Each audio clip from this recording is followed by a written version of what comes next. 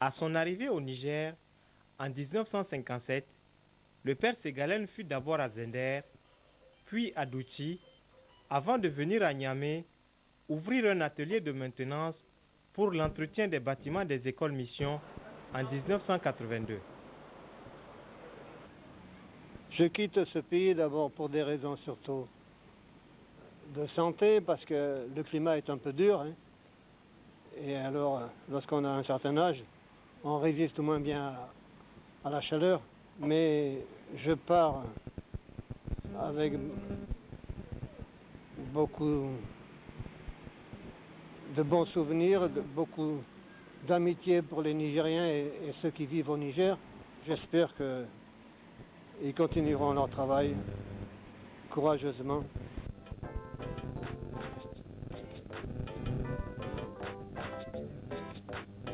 Le mercredi 9 juin 1999, deux stagiaires de la communauté de la Société des missions africaines, SMA, en l'occurrence Shemek et Lucas, ont de nouveau fait leur serment temporaire pour 1 an.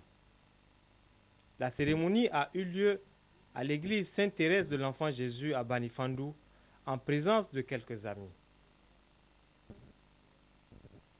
Toujours chez les SMA, signalons le départ du père Yvon Cruson, qui, après avoir passé 22 ans au Niger, a fait ses adieux à cette communauté.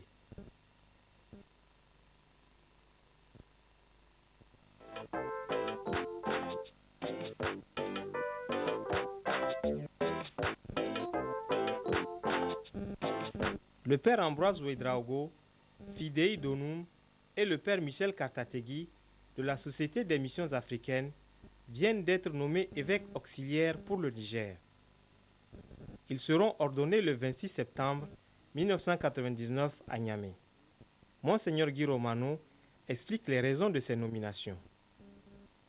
Il a été question, il y a à peu près une année et demie, de nommer un évêque pour m'aider dans mon travail à Niamey. Et puis, très rapidement aussi, s'est fait jour la nécessité de constituer un deuxième diocèse dans le Niger. Le Niger est immense, le Niger a des grandes distances. Pour un seul homme, comme un évêque seul à Niamey, c'est extrêmement difficile de suivre d'une manière suffisamment importante, suffisamment intense les communautés chrétiennes.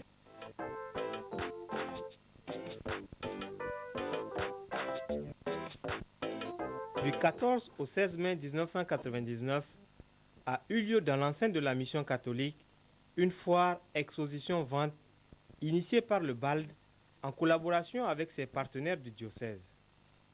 Durant ces 3 jours, les visiteurs ont eu le loisir de découvrir la production des différents centres de promotion féminine. Écoutons la coordinatrice du programme de ces centres, Talare Chombiano, nous définir l'objectif de cette foire. L'objectif de cette foire était de permettre aux gens de voir un peu ce qui se fait au niveau des différentes structures en matière de promotion de la femme. Cette foire a permis non seulement de vendre les différents produits des centres de promotion féminine, mais aussi d'ouvrir ces derniers sur l'extérieur et de montrer de quoi étaient capables les femmes. Louise Ndion donne ses impressions sur l'organisation de la foire. Je remercie le BALD parce que l'initiative vient d'eux. Et vraiment, c'était bien, c'est bien organisé parce que tous les centres catholiques au niveau du Niger sont représentés. Et ça, c'est une bonne chose. Donc vraiment, j'ai trouvé que c'était formidable, l'animation, et chacun a pris sa part dedans.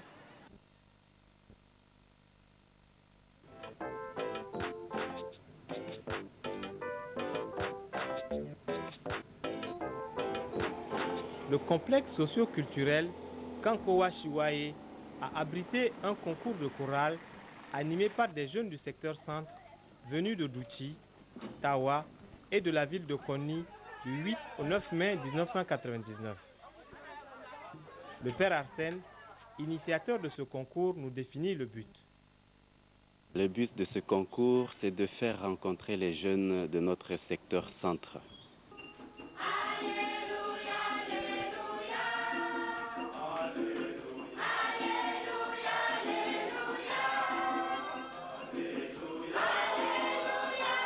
Il n'y a pas de thème particulier comme tel. Chaque chorale est libre de choisir les chants qu'elle veut et chaque chorale aura un prix. C'est tout simplement pour souligner qu'on n'est pas venu pour chercher un prix, mais pour être ensemble, prier ensemble et chanter ensemble.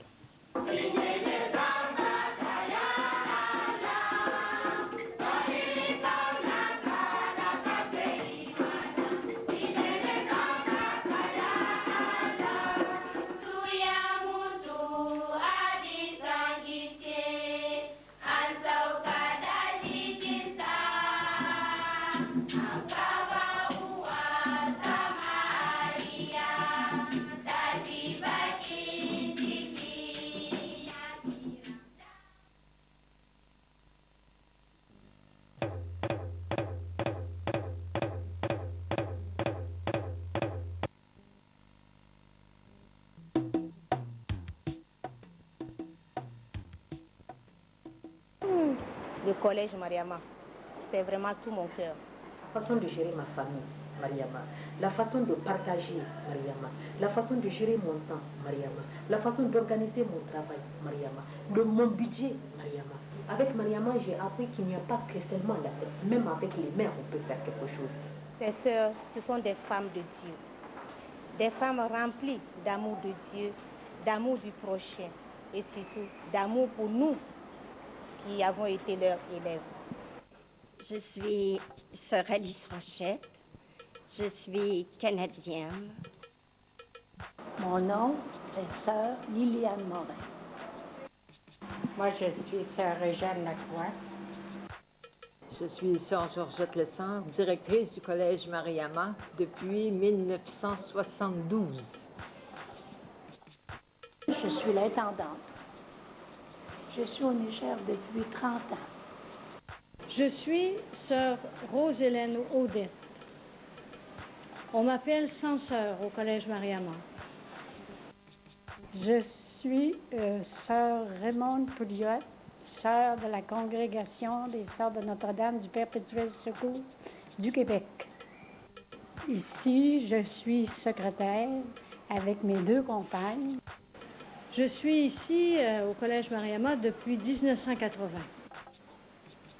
Je suis ici depuis septembre 1982. Je suis au Niger depuis le 2 septembre 1981. Au niveau de la communauté, je fais la cuisine. Je suis responsable de la lingerie, des frigos, de l'entretien de la maison. Moi, je m'appelle Thérèse Giroux. Je suis de la communauté des Sœurs de Notre-Dame du Perpétuel Secours. Je suis canadienne et je suis au Niger depuis 1984. Moi, je suis surtout directrice de cette école. Je suis au Niger depuis 21 ans et 11 ans à la bibliothèque du collège Mariama.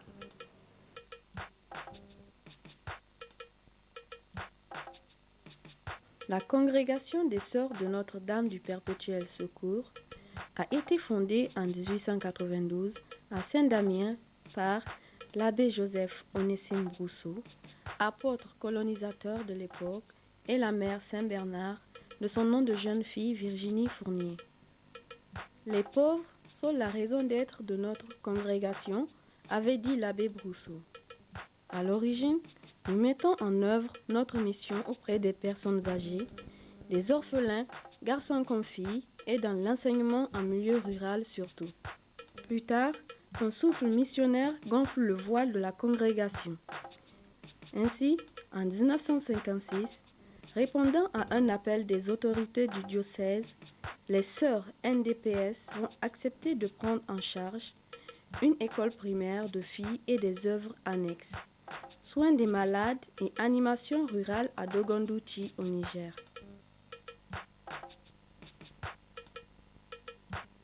En 1960, nouvelle présence à Niamey.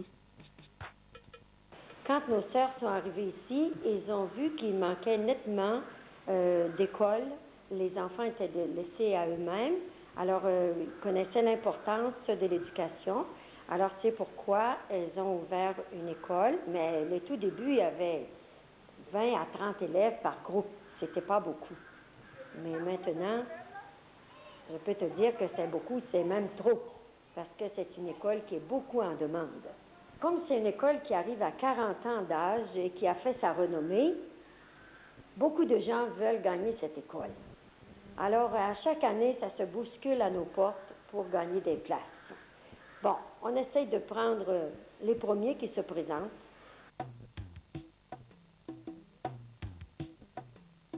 Alors qu'il n'y avait sur tout le territoire du Niger aucun collège pour jeunes filles, le président Diori insiste auprès de l'évêque et de la supérieure de la congrégation des sœurs de Notre-Dame du Perpétuel Secours pour que l'enseignement privé crée ce collège et que la direction soit confiée aux sœurs.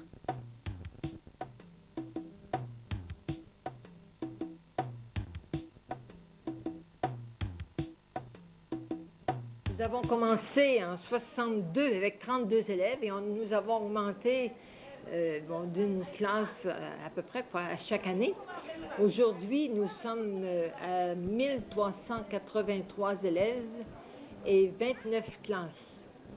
Le collège Mariama a formé un nombre important d'élèves.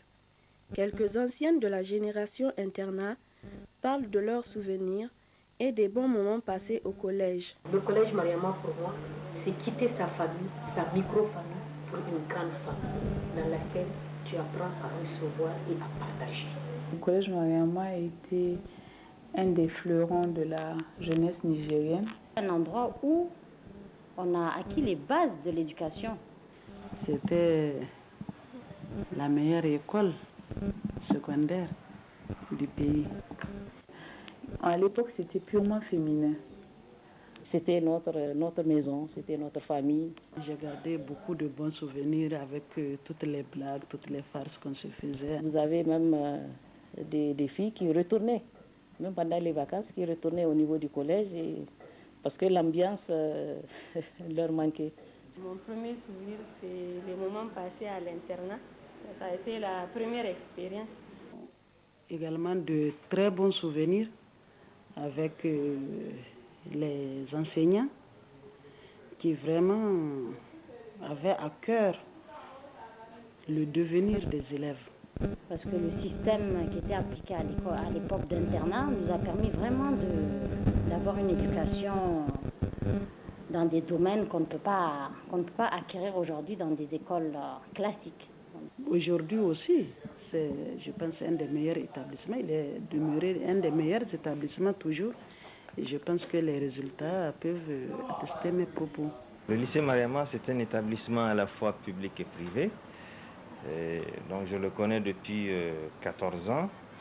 Et je suis de près les résultats de fin d'année scolaire et les résultats des examens. Il faut dire que nous sommes satisfaits. La clé de réussite du collège Mariama est tout simplement le cadre d'études qu'il a su créer. Une aire de sport qui comprend un terrain de foot, un terrain de basket, un terrain de volley et un terrain de handball. Des laboratoires de physique, chimie et biologie, géologie.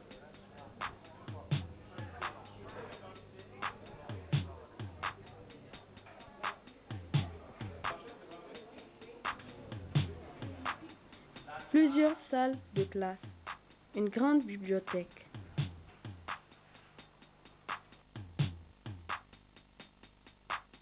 À la bibliothèque, d'abord, le travail est partagé. Nous sommes 7 bibliothécaires. Alors, nous essayons d'accueillir les élèves de notre mieux. Et accueillir les élèves, ce n'est pas seulement leur dire bonjour à l'entrée et au revoir au départ, mais c'est aussi d'essayer de leur aider dans leur recherche, de leur donner des livres qui conviennent à leur niveau scolaire, de leur aider dans leurs recherches. En un mot, c'est une école de formation. Sur leur emploi du temps, ils ont au moins 1 heure par semaine. C'est obligatoire comme 1 heure de cours.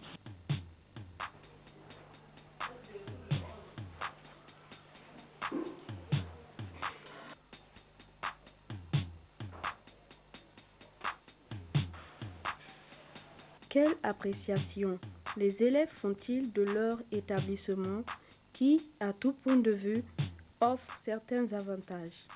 Écoutons-les. Je trouve que le lycée Mariama, à mon humble avis quand même, c'est le meilleur lycée qui soit. Parce que le Mariama a une bonne réputation. Les élèves sont bien encadrés parce qu'ils ont les meilleurs professeurs et il y a tout le matériel nécessaire. Nous avons une bibliothèque qui est bien garnie. Nous avons 2 laboratoires, un pour le lycée, un pour le collège. Alors tout est mis de telle sorte que les cours soient bien dispensés. C'est un lieu de culture. Mais il y a la discipline.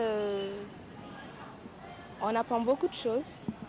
C'est un lycée un peu différent des autres parce que je trouve qu'ici on a beaucoup plus de chances de réussir. On a une infirmerie qui nous permet, quand on est malade, c'est pas la peine qu'on nous transporte quelque part. On a l'infirmerie à côté de nous, donc c'est pas tellement difficile. La congrégation a été placée sous la protection de Marie. C'est donc logiquement que le collège ait pris le nom de Mariama, transcription littérale de Marie en arabe. La prière fait partie intégrante de la vie quotidienne des sœurs. Cette relation avec le Seigneur est un secours et un ressourcement pour elles devant les épreuves et les difficultés. Les difficultés, bien sûr, que nous proviennent du fait que les salaires ne sont pas donnés régulièrement. Ça cause beaucoup de problèmes de la part des professeurs, même si la plupart ne respectent pas les mouvements de grève. Nous vivons avec la scolarité des élèves.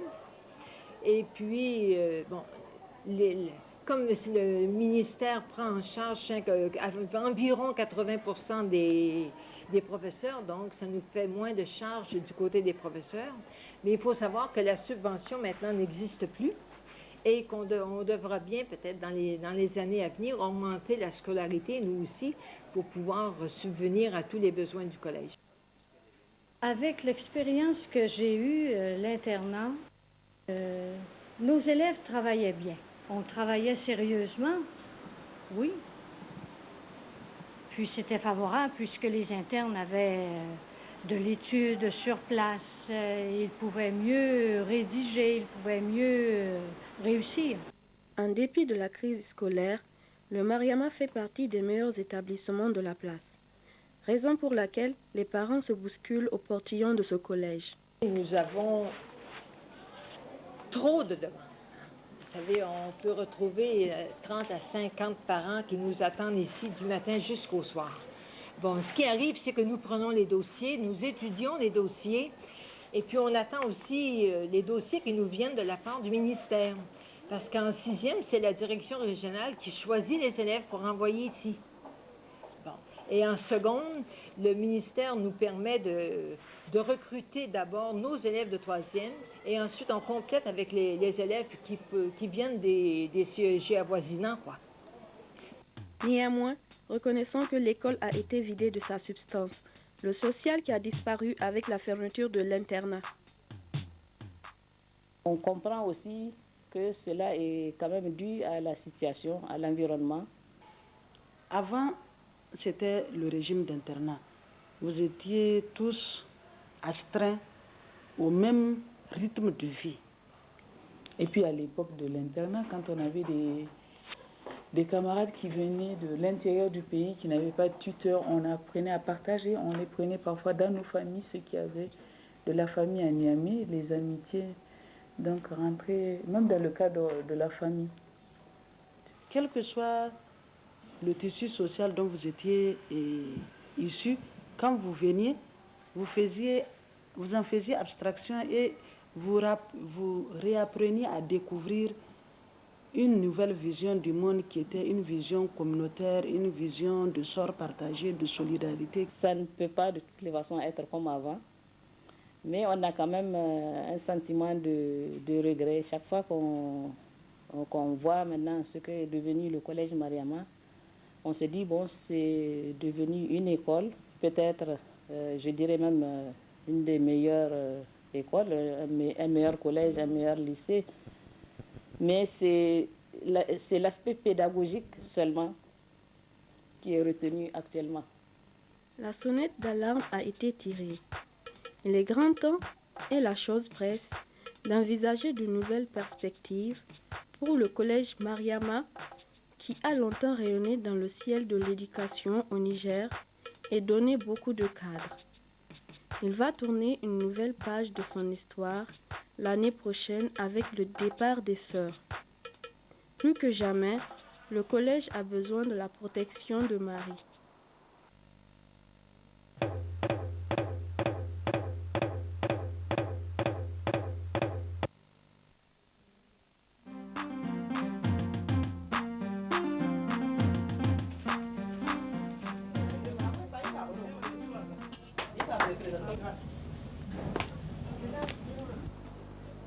Bonjour. Bonjour, monsieur le propriétaire. Ton mari n'est pas là? Non, il est encore au service. S'il vient, il faut lui dire ma patience a des limites. Ça fait 6 mois qu'il ne m'a pas versé le loyer. Voilà, vous avez raison, Al-Hajj. Mais essayez de comprendre la situation. Même au service, on ne les paie plus. Quand le salaire était régulier, il n'accusait pas de retard. Il faut patienter, Al-Hajj. Patienter, ça suffit. Nous sommes le 25. Si d'ici la fin du mois, vous ne me payez pas, je vous vide. Kalasourou Al-Haji. Mais moi, je suis malade depuis des jours et il n'y a pas un sou pour payer les médicaments. Essayez de comprendre. Pardon. Don Allah. Ismaël, qu'est-ce qu'il y a? Pourquoi tu n'es plus en classe?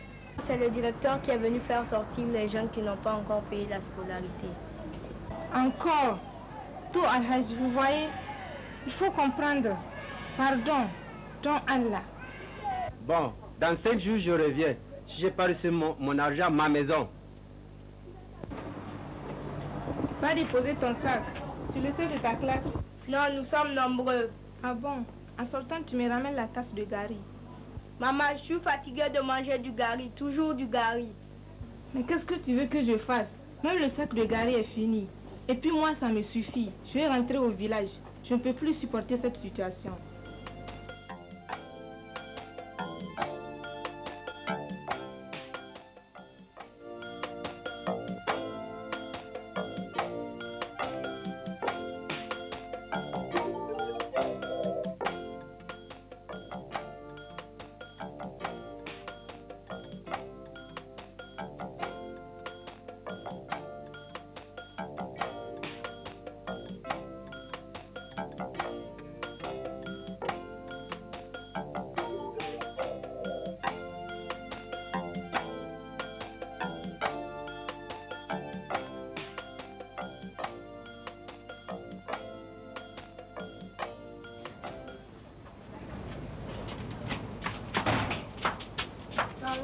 Ça va, fiston? Oui. Oh, t'as bien travaillé à l'école? On nous a renvoyés. Renvoyé pourquoi? On a dit qu'on n'a pas payé la scolarité. Bonjour, Myriam. Bonjour. Alain est venu tout à l'heure. Il a demandé son argent. Il a fait un tel bruit, il a dit qu'il reviendra dans 5 jours. Puis si on ne lui paie pas son loyer, il va nous virer. Il y a le petit qui est renvoyé, le sac de gari qui est presque fini. Et puis moi, je n'en peux plus. Je vais rentrer au village. Moi, en tout cas, je rentre dès demain. Même si c'est pour voyager à pied. Je n'en peux plus. Wallahi, je n'en peux plus.